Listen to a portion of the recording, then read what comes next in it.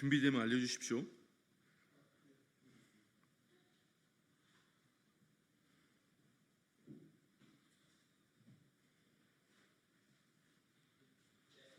네, 알겠습니다. 안녕하십니까. 더불어민주당 대변인 한민수입니다. 논평을 발표하겠습니다. 윤석열 대통령님, 세상이 뒤집어질 일이 대체 무엇입니까? 명태균 씨가 어제 언론 인터뷰를 통해 내가 입 열면 세상이 뒤집어진다고 경고를 했습니다.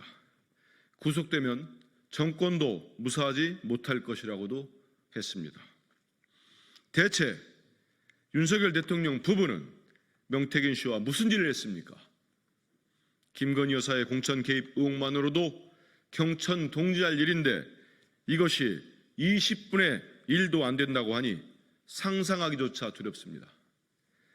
매일같이 뉴스가 김건희 여사와 명태균이라는 이름으로 도배되고 있습니다. 대통령보다 더 많이 나오는 것 같습니다.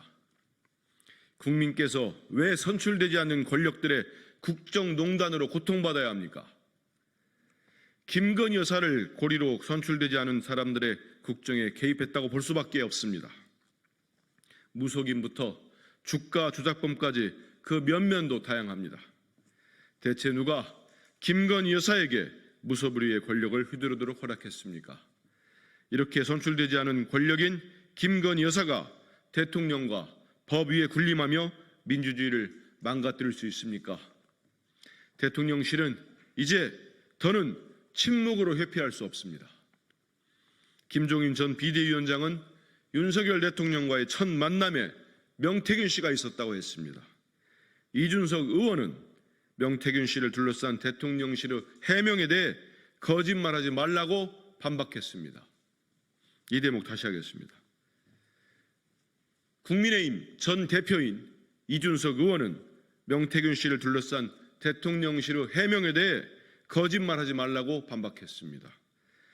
시간이 흐를수록 대통령실의 거짓말이 눈덩이처럼 커지고 있습니다.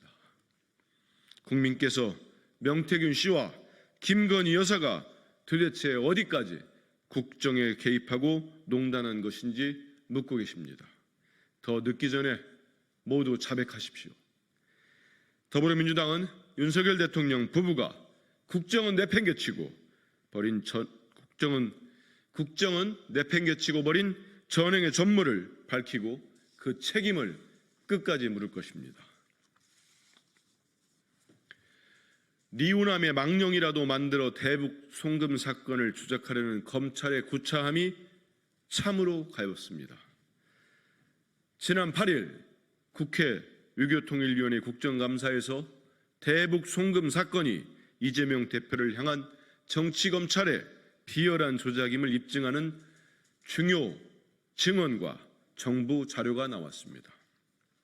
통일부가 공식 제출한 2019년 필리핀 아태평화국제대회 종합결과 보고서에는 리종혁, 송명철, 조정철, 박명철, 박철용, 리금명 등 6인만이 참석자로 기록되어 있습니다.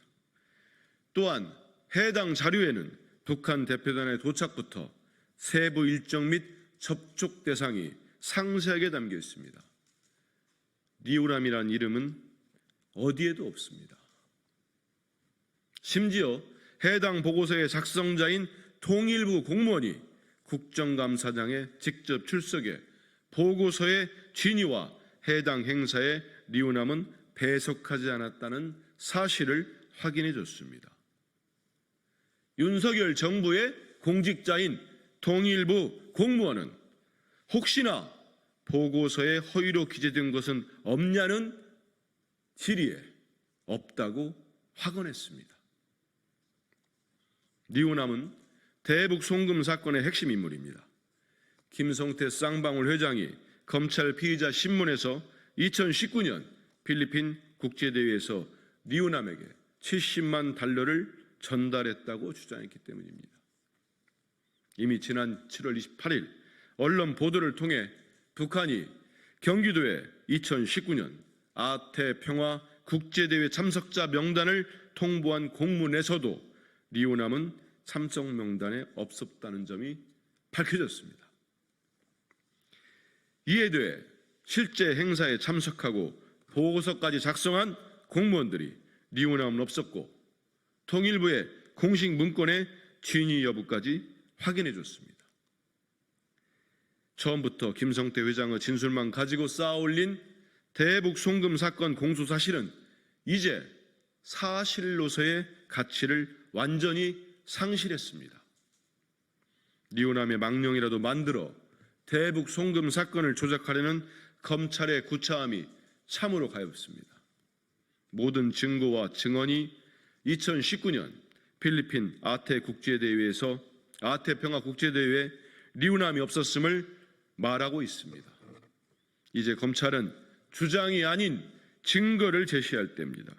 그렇지 않다면 국민이 부여한 국가 공권력을 제멋대로 휘두른 죗값을 톡톡히 치르게 될 것입니다. 제578돌 한글날을 축하하며 윤석열 대통령께 당부합니다. 제578돌을 맞이한 한글날을 기념하며 세종대왕의 애민정신을 되새겨봅니다. 세종대왕은 백성을 사랑한 임금으로 기억될 정도로 백성의 삶에 관심이 많았던 왕이었습니다. 남녀노소 누구나 자신의 말과 뜻을 펼치는 일에 어려움이 없도록 하겠다는 세종대왕의 애민 사상이 담긴 훈민정음은 백성을 향한 군주의 애틋함이 담긴 결과물입니다. 훈민정음은 창제자와 창제 시기 그리고 창제 동기까지 모두 확인할 수 있는 유일한 문자로서 유네스코 세계기록유산으로 등록돼 있습니다. 한글에 깃들어 있는 백성을 향한 군주의 마음은 수백 년이 지나 여전히 우리 국민의 자부심이 되고 있습니다. 한글날을 맞아 백성만을 바라보고 통치에 전념했던 세종대왕의 애민정신을 떠올리는 일이 최근 들어 잦아졌습니다. 한글날을 맞아 윤석열 대통령께 진심을 다하마 당부합니다.